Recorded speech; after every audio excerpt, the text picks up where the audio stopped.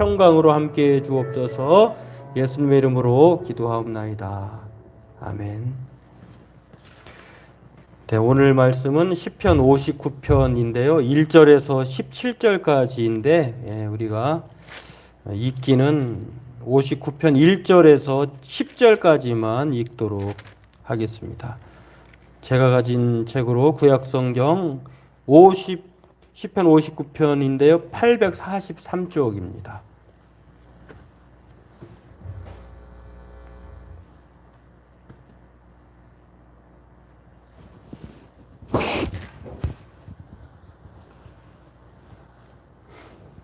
네, 시편 59편 1절에서 10절까지 함께 읽도록 하겠습니다. 나의 하나님이여, 나의 원수에게서 나를 건지시고 일어나 치려는 자에게서 나를 높이 드소서. 악을 행하는 자에게서 나를 건지시고 피 흘리기를 즐기는 자에게서 나를 구원하소서.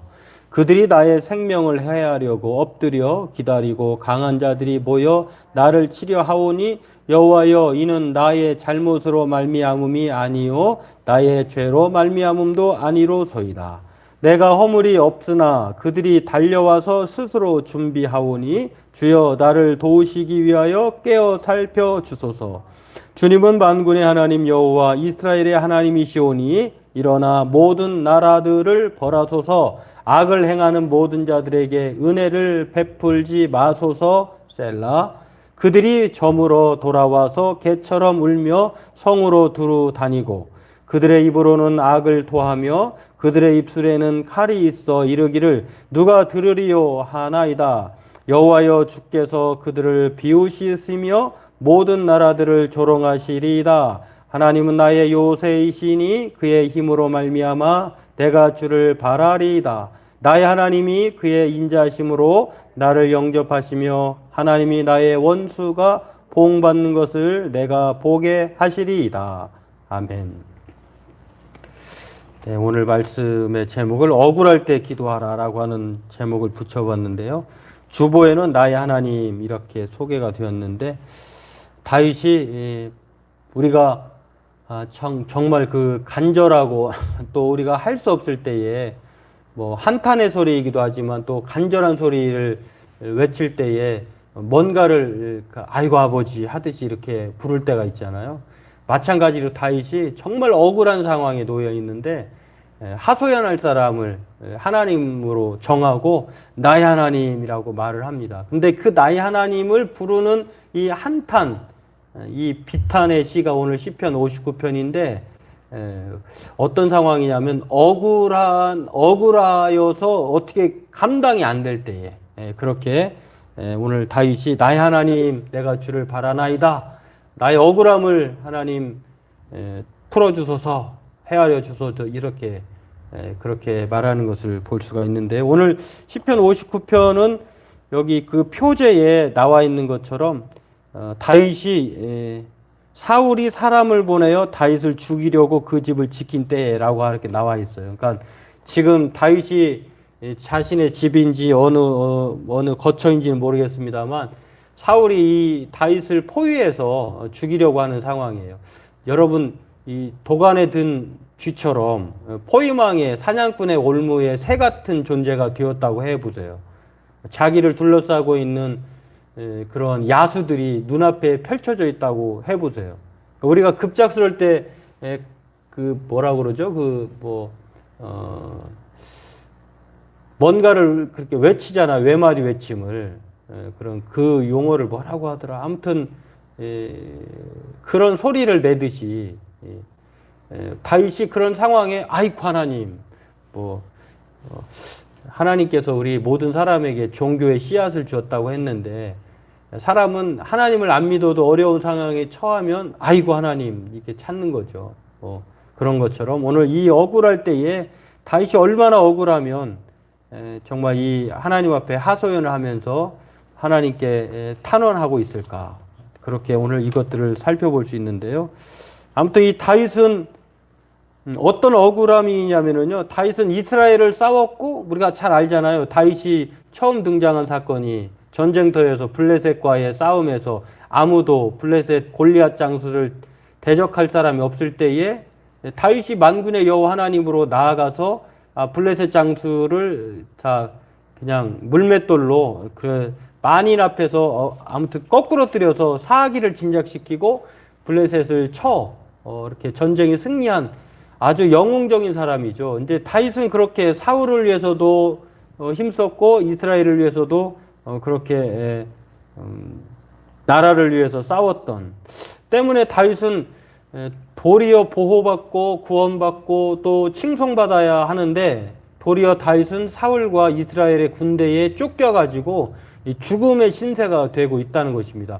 얼마나 억울할까요? 저는 이제 가끔 그 억울한 일을 당하는 사람들을 이제 뭐 매스컴이나 또 뭐 직간접적으로 듣고 보는 때가 있거든요. 근데 물론 다 그것을 가려내는 것이 이렇게 쉽진 않지만 그렇다고 모두 다 또 받아들이지 않을 수 없는 상황이잖아요. 그런 것들은 이제 피해자들 이런데 억울한 일을 당할 수 있겠어요.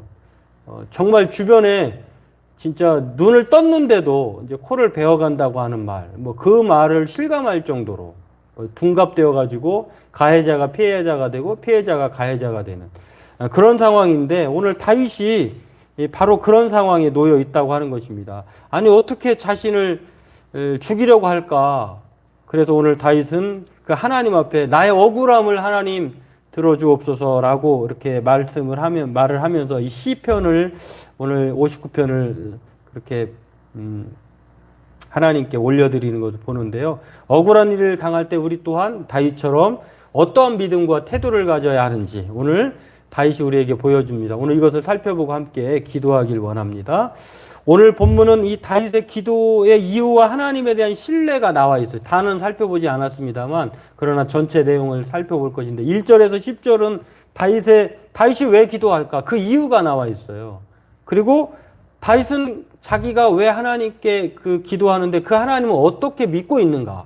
오늘 이것을 우리에게 알려주고 있는데 우리도 그대로 다윗처럼 왜 우리는 기도해야 되는가? 기도의 이유를 찾을 뿐만 아니라 기도하면 그 대상이 어떤 존재인가를 확신하고 신뢰하고 기도하는 것을 우리가 오늘 본문을 통해서 알 수가 있는데 날마다 우리가 그렇게 하나님 앞에 어떤 상황에 놓여 있든지 하나님 앞에 기도하고 또 내가 믿는 그 하나님이 다윗이 고백하고 있는 그 하나님인 것을 믿고 우리가 그렇게 하루하루 기도하며 살아가는 저와 여러분 되기를 바라겠습니다. 다윗은 지금 사울과 군대에 쫓겨가지고요 죽음의 위협을 받고 있는 표제에서도 밝히고 있는 것처럼 그런 상황입니다. 다윗의 원수들은 이제 사울과 군대들인데요. 자신을 치려고 하고 피 흘리려고 하는 원수들일 뿐만 아니라 다윗의 표현이 참 신랄해요. 아주 들깨와 같다. 개처럼 성을 두루다니며 물어 뜯어 죽이려고 한다. 여러분 생각해 보세요. 엄청난 그 등치가 있고 날카로운 이를 드러내는 그 동물들이 주변에 서성거리며 우리를 향해서 이렇게 달려와 오고 있다고 눈앞에 있다고 보세요. 참 무서워서 못 견디죠. 그런 것을 다윗은 군대들로 사울로 표현하고 있는데요. 왜 그러냐면은 매우 억울하다고 하는 거예요. 왜 내가 이리 허물이 없는 내 자신을 이 허물이 없다고 하는 것은 다윗이 얼마나 깨끗하고 얼마나 진실한가 상대적으로 우리가 사울과 비교했을 때 그렇다는 것이지 다윗이 완벽하고 또 온전하여서 정말 죄가 전혀 없는 예수님과 동일한 사람으로 생각해서는 안 돼요. 왜냐하면 다윗도 인간인지라 죄와 허물이 있거든요. 그렇기 때문에 다윗이 여기서 오늘 본문에서 말하고 있는 것은 사울과 그 군대들, 자신의 원수들, 대적들과 비교해 보았을 때에 자기가 그 사람들에게 해를 가하지 않았다는 것입니다. 그런 면에서 다윗은 이 자신이 당하는 일들이 지금 이런 대우를 받을 만한 내가 아니라는 거예요. 자신이.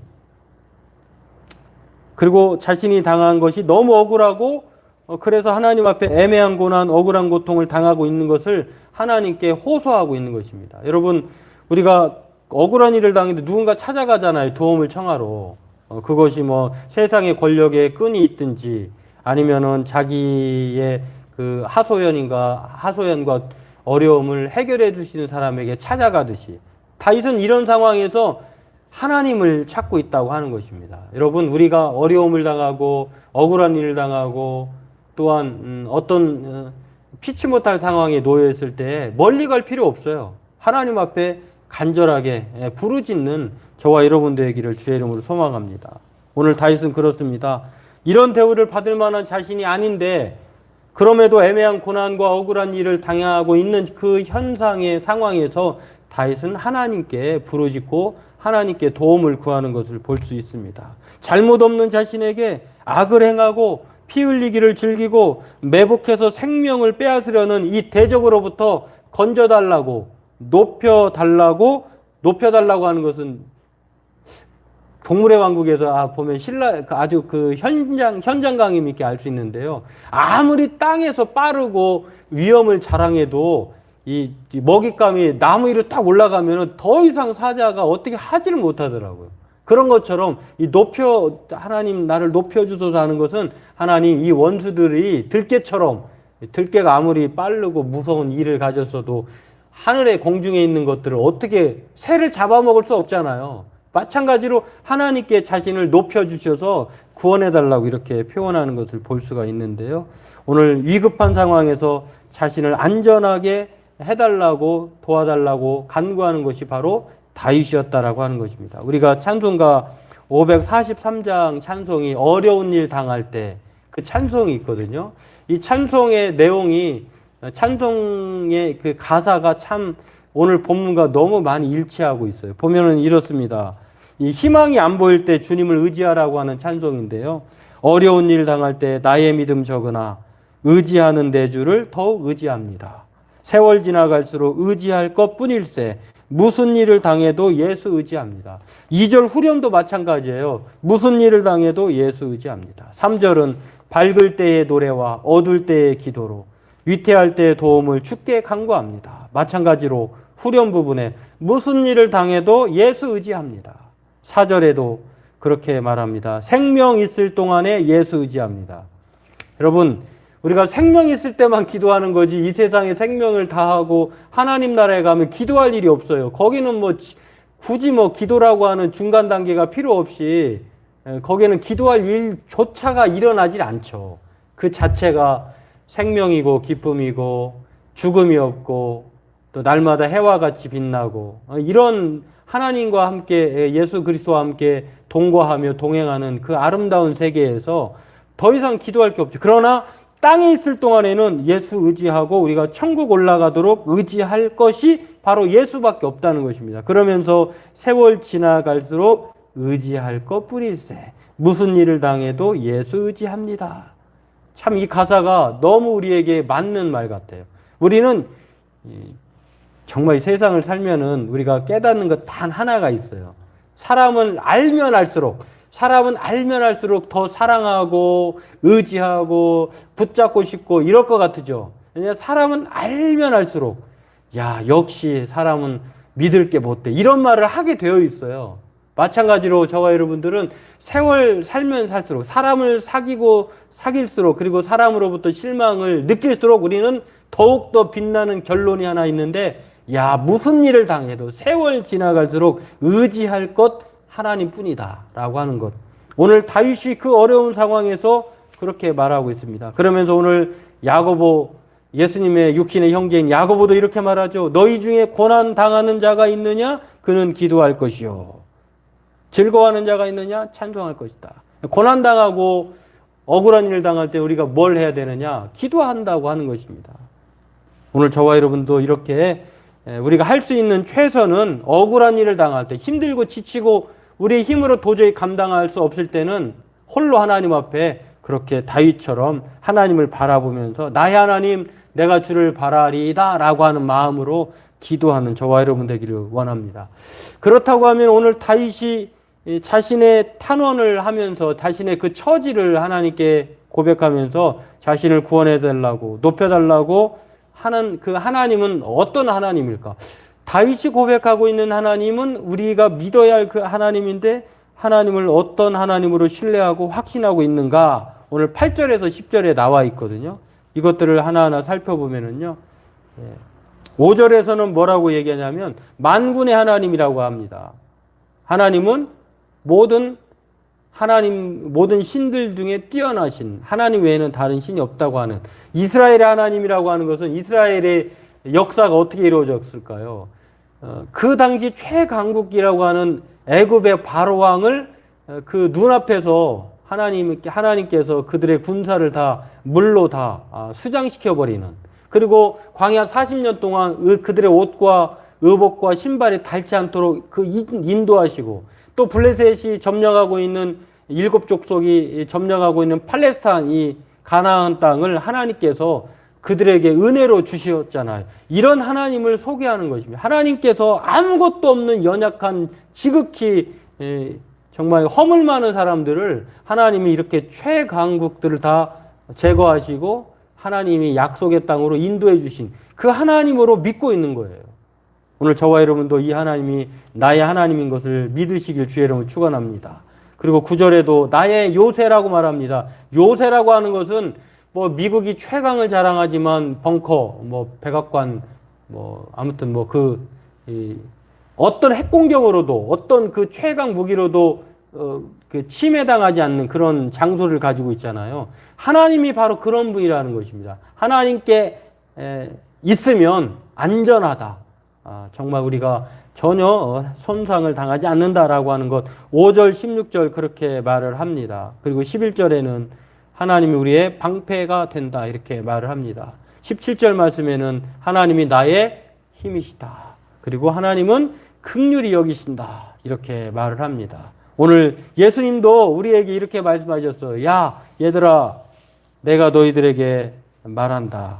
너희들이 항상 기도하고 낙심하지 말아야 될 이유가 있어. 그러면서 억울한 일을 당한 원한을 풀어달라고 불의한 재판장에게 매일매일 가서 끈질기게 기도한 여인의 비유를 들어주시거든요.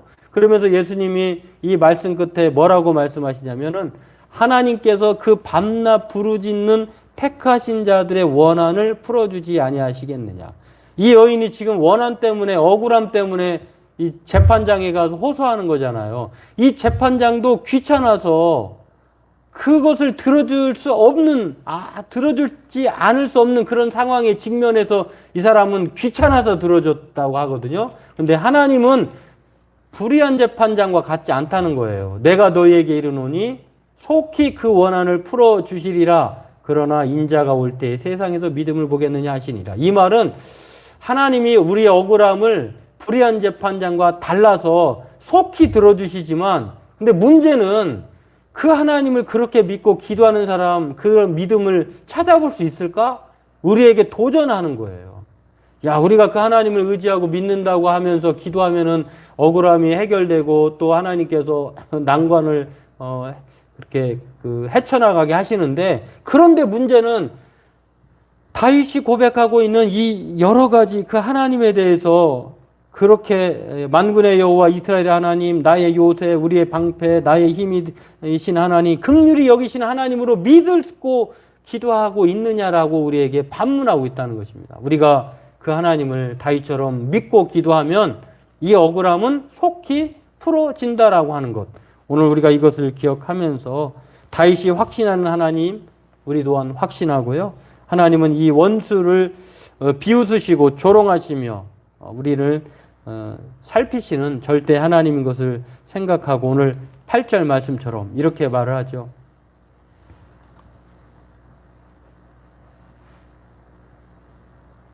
8절에 한번 같이 읽어볼까요? 여호와여, 주께서 그들을 비웃으시며 모든 나라를 조롱하시리이다. 하나님은 나의 요새이시니 그의 힘으로 말미암아 내가 주를 바라리이다. 오늘 그 하나님을 바란다는 것은 믿는다는 것이거든요. 오늘 우리 또한 다윗처럼 이 억울한 일을 당하고 있다고 하면, 또 무거운 짐을 지고 있다고 하면 하나님을 바라보면서 나의 하나님, 나의 원한을, 억울함을 들어주소서. 그리고 그 믿음을 보고 기도할 때에 우리의 상황이 이전보다 나아질 뿐만 아니라 하나님께서 자기 백성을 보호하시고 힘을 주실 뿐만 아니라 오늘도 악한 자들을 심판하시고 우리를 높여주실 줄로 믿습니다. 오늘 그 하나님 의지하고 날마다 억울한 일 당할 때에 하나님을 다윗처럼 바라보면서 하나님께 기도하는 그래서 하나님의 은혜를 경험하는 저와 여러분 되길 주의 이름으로 축원합니다. 기도하겠습니다. 하나님,